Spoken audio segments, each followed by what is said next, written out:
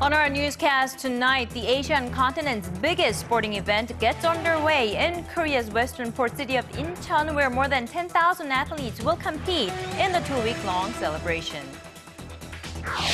The results of one of the most historic votes in British history are out. Scotland says no to independence as Prime Minister David Cameron hails what he calls a well-fought campaign. And President Park Geun-hye meets with a former Japanese prime minister in Seoul while senior officials from the two countries discuss Japan's wartime atrocities. These and more coming right up on Early Edition at 6.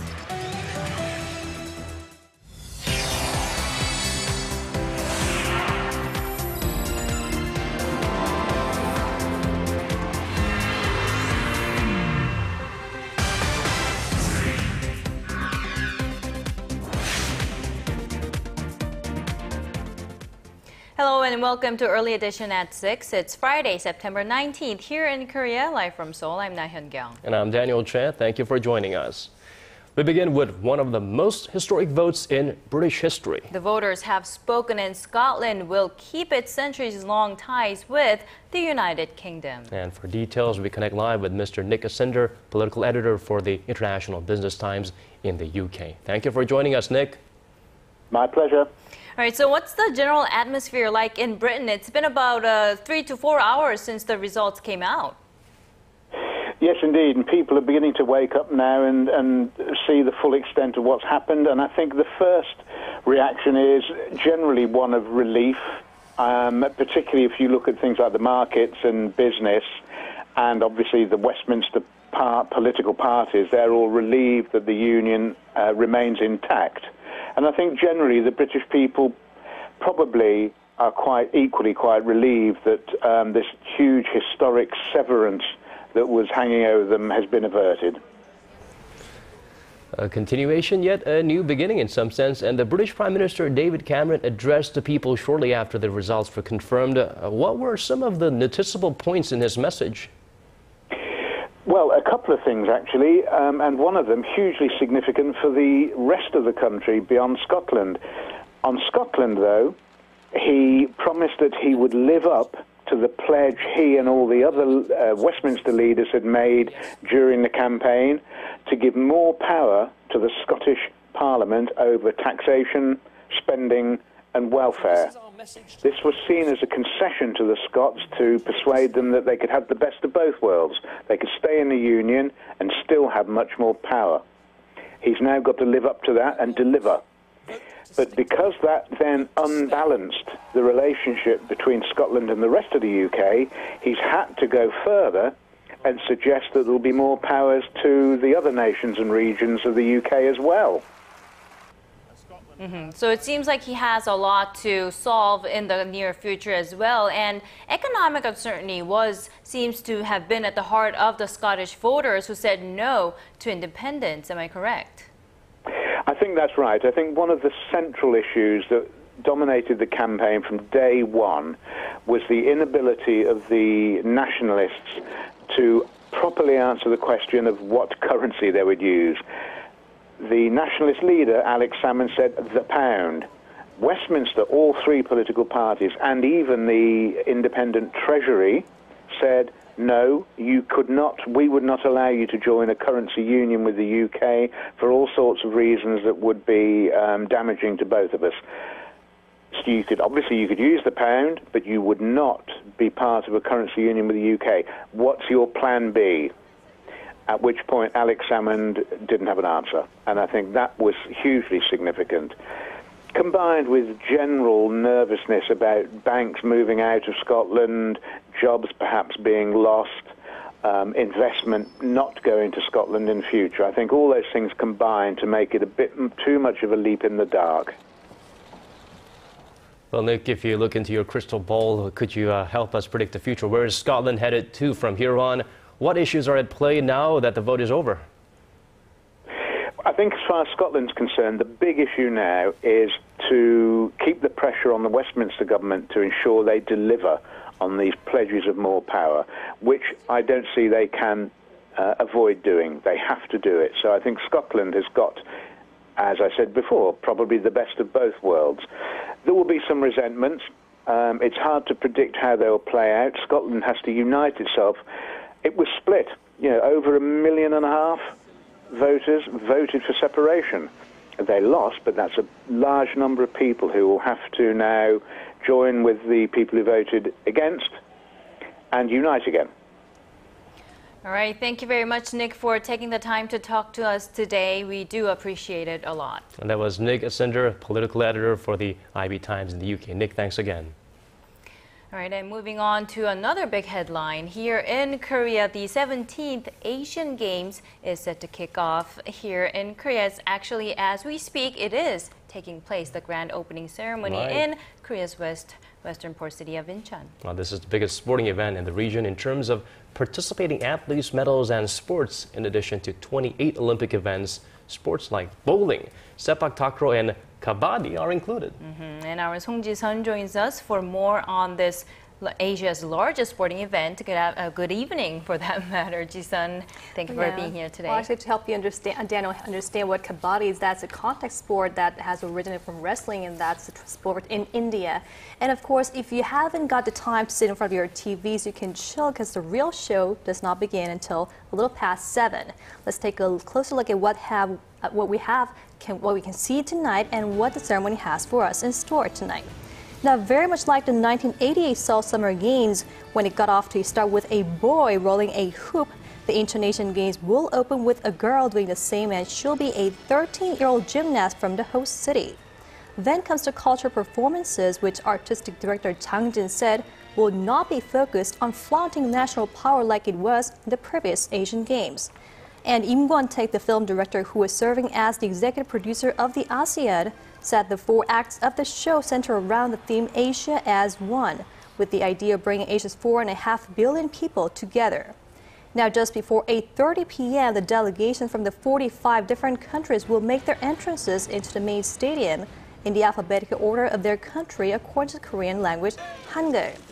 That makes Nepal the first country to be named and host country South Korea the last, with Japan, North Korea, and China coming in consecutively, following their names, Ilbon, 조선민주주의인민공화국, and 중화인민공화국. In Korean. Well, we know these things about the opening ceremony so far, but there's one thing that's shrouded in mystery. We don't know who the final torchbearer will be. Right, we'll have to sit and watch for at least 3.5 more hours from now on, because the show will come to a highlight when the torch is lit at the main stadium. Now, several news outlets have reported that actress Lee Young-in, in her 40s, may be the final torchbearer, as she has contributed to establishing peace and also spreading the Korean culture through Hallyu in her drama 대장금. But we still can't be sure if that's going to be her. But one thing we know for sure is that Korea's pop singer Psy will be one of the stars who will be highlighting the performances of Korea's K-pop and Hallyu. So after the opening ceremony is done, then we will, of course, turn our eyes to the actual sporting event. So who are some of the athletes and stars to look for? Well, first we're going to take a look at some Korean stars who are going to shine at the Incheon 2014. Now take a look at these figures released just a day before the opening. Now if you can take a look at this poll, the survey conducted by PMI, rhythmic gymnast Soon Yeon-jae was voted as the star who most people will think will shine the brightest at this Asian Games. She in fact came in 5th at the 2012 London Games and 3rd at the Asian Games in Gwangju 4 years ago. And she will be hoping to win this time around to become Korea's first ever gold medalist in rhythmic gymnastics here at home. And for someone who's already garnered a dozen medals at the Olympics and the Asian Games combined, Marine boy Park Tae-hwan came home with 3 gold medals each from the previous 2 Asian Games. He is competing at the venue that's been named after him, which sets the bar higher for the fans who are waiting for more medals and more new records at the same time. Park Tae-hwan seemed like he is all business in a game mode. He wasn't doing any interviews or in a very casual mode. He was really focused at the task at hand. Well, what about outside of the athletes? Which events should we be paying close attention to, Ji-sun? Well, actually, the game has already kicked off for many athletes and sports that have begun their preliminaries, like men's and women's football. And Korea is vying to win the gold medal in both events. Now, starting this Saturday on the first day of the real competition, Korean athletes will be looking to snatch up at least half of the 18 medals up for grabs for just one day, from shooting to fencing. Now, the first medalist from Incheon 24 will be designated before 9 a.m. tomorrow morning in women's 10-meter air pistol. Then comes Park Tae-hwan's turn in the 200, 400, and 1500-meter freestyle races. Now also keep a close eye for Team Korea's baseball team, which is hoping to defend its title from Gwangju. Now the final for baseball is set for Sunday the 28th, and all these events will be wrapped up before the closing ceremony at 6 p.m. on a Saturday that will be held at the same venue the Games has opened. So it's going to be an exciting 2 weeks from now on. And tonight, Jisun, you have a long night ahead. So thank you for your input today. Yeah. Don't have too much fun without us. I hope you guys stay tuned to the opening ceremony too. And staying with the Asian Games, hosting any large international sporting event has its economic pros and cons, of course. Most definitely. But as our Kim Hyun-bin reports, organizers of this year's Asian Games are confident that the city as well as the nation will come out on top in the end. The eyes of Asia's 4.3 billion people will be on Korea's western port city of Incheon this Friday, as the 17th Asian Games kick off with what promises to be a grand opening ceremony. Korea's third hosting of Asia's premier sporting event is one of the most expensive yet, with the central government and the city of Incheon laying out over $4.7 billion on infrastructure and road construction alone. But the general feeling is that it's going to be worth it.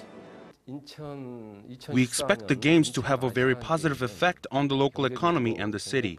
The Korea Institute for International Economic Policy says it'll have an economic benefit of $12.5 billion and create around 270,000 jobs. It'll also help us boost Incheon's brand value. So, in certain ways, everything is looking great, but ticket sales are worryingly slow. With less than a day before the Games officially open, only 10 of the 36 gaming categories have sold out. Only around 60% of tickets for Friday's opening ceremony have been sold. Ticket sales for the actual sporting events are lower, as sold-out events are generally taking place in smaller venues. Organizers will be hoping they aren't left with tens of thousands of empty seats during events in the large stadiums, such as the athletics. They say that while sales are a little lower than average, low ticket sales are to be expected during the Asian Games, as opposed to an event like the Olympics. It goes without saying that ticket sales for different sports vary a great deal. When popular Korean athletes are involved in events like swimming, gymnastics, and badminton, tickets sell out super quickly. But it's obviously much more difficult to get many people to come to less recognized sports like sepak takraw and kabaddi. Organizers say they expect ticket sales to pick up steam once the Games officially open, and are already reporting a pickup in recent days. Kim Hyun-bin, Arirang News. They say one-day entry ban. 77. Digging deeper, getting to the bottom of stories that impact your life. Talking with you on air and online. Connecting you with experts on the world's most pressing issues. News and current affairs at its best. With Laah Hyun-kyung and Daniel Choy. Arirang News. Arirang News. Arirang News. On Early Edition at 6.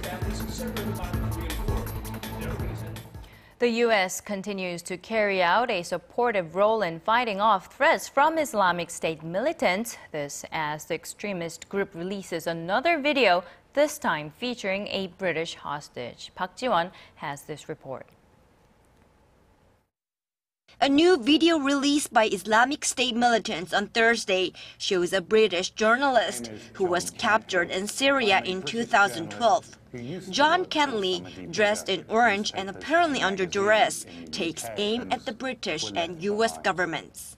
Seeing as I've been abandoned by my government and my fate now lies in the hands of the Islamic State, I have nothing to lose. For the next few programs, I'm going to show you the truth as the Western media tries to drag the public back to the abyss of another war with the Islamic State. On the battlefield, the U.S. conducted an airstrike targeting IS training camps in Iraq on Thursday. It was the first strike not directly related to supporting Iraqi or Kurdish forces and came on the same day the U.S. Senate authorized support for the Syrian opposition in their fight against IS. Secretary of State John Kerry says the U.S. plan to counter the threat is coming together thanks to allies like France. President Hollande has announced that he has authorized for France to provide airstrikes in Iraq in response to a request from the government of Iraq, and we obviously welcome that public announcement. That's one of the countries that we've been counting in our list. The U.S. is ready to strike the militant group in Syria as well. Targets have already been mapped out. Military officials say they are now just waiting for the president's authorization. Regarding a CNN report that there might be a Korean member of the Islamic State, Korea's National Intelligence Service said that was impossible to verify. But the intelligence service did add that if there were any Koreans in the group, they might be North Koreans, considering the close relations between Damascus and Pyongyang. Park Ji-won, Arirang News. Amid strained ties with Japan, President Park Geun-hye has yet to hold a bilateral summit with Prime Minister Shinzo Abe, but could one be coming soon? The president sat down with a former Japanese prime minister in Seoul today. Our Foreign Affairs Ministry correspondent Hwang Sung-hee has the details.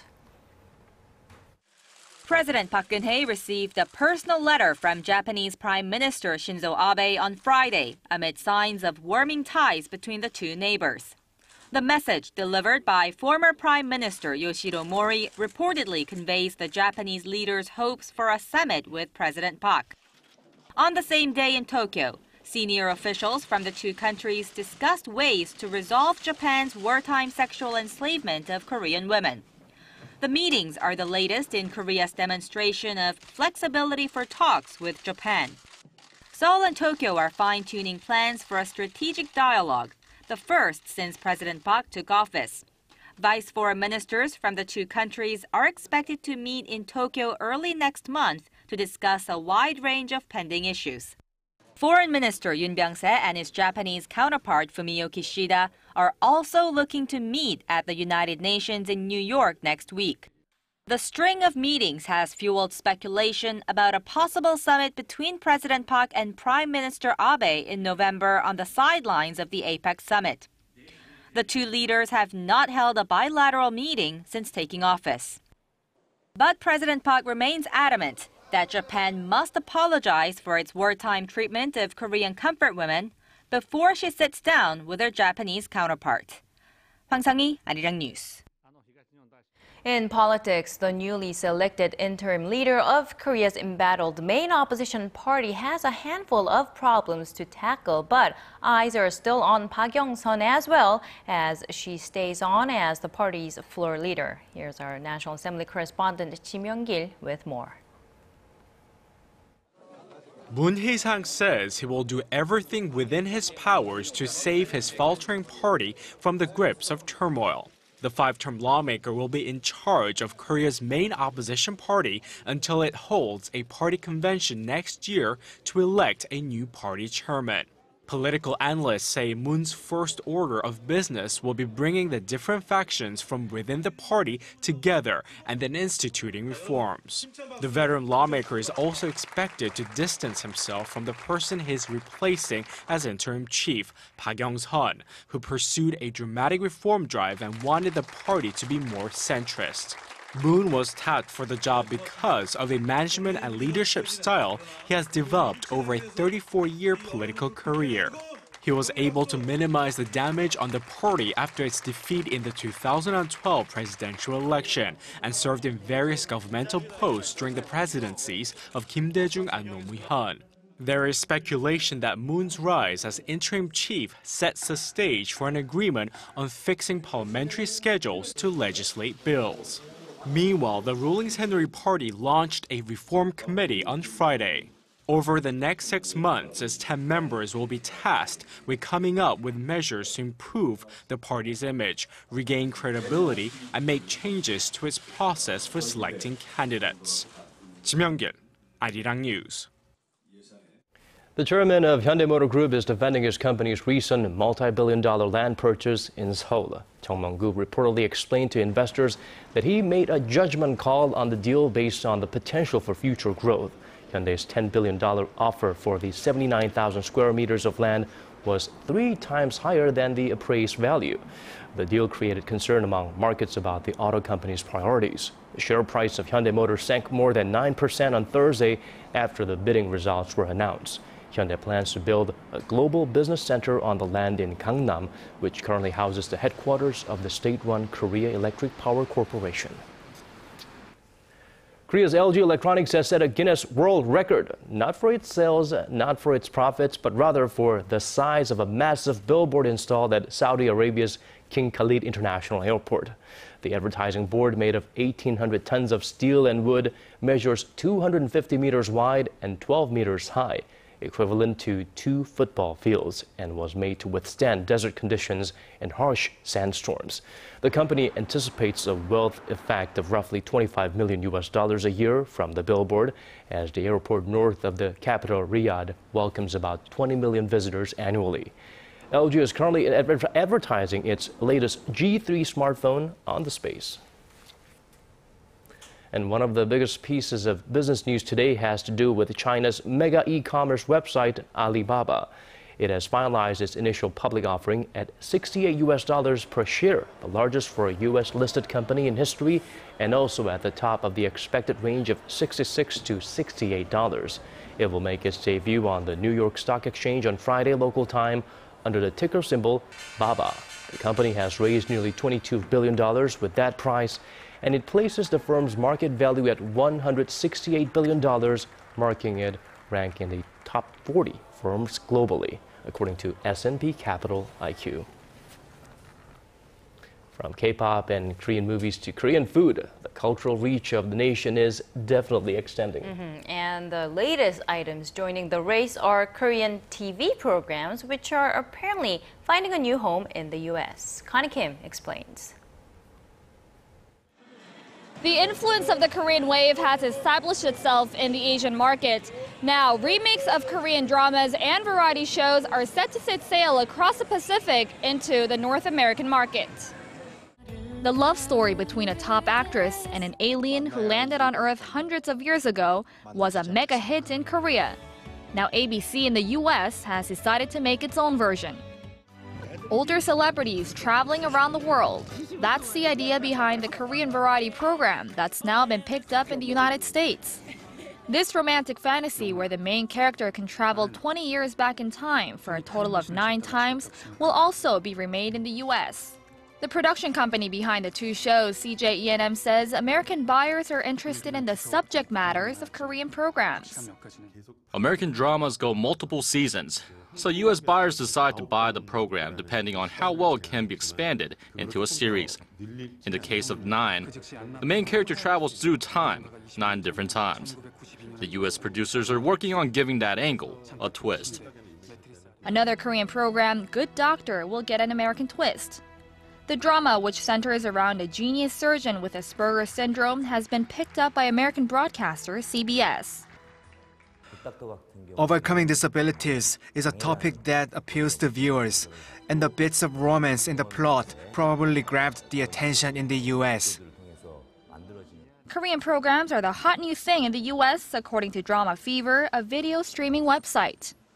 Our biggest title end of last year was Heirs. The premiere, so episode 1 of that title, did more views than the season finale of 90210 in the US, which was broadcast around the same time. So it's, you know, they're gaining definitely in terms of momentum and popularity.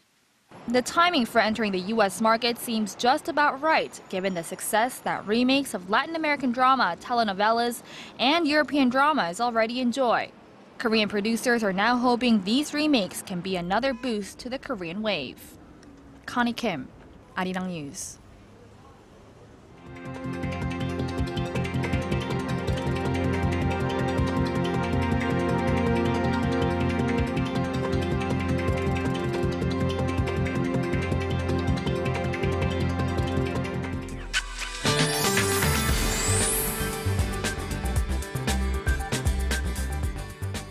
And now the weather, we had a summer-like day today, but it'll feel more like fall tonight, I hear. Well, let's go over to our Michelle Park at the Weather Center for the latest. Michelle. Good evening and happy Friday. We had a hot day here in Seoul with temperatures reaching up to 28 degrees. However, things have already started to cool off. It's currently 25 degrees and the temperature gaps are widening by the day, so make sure to layer up before heading outside tonight.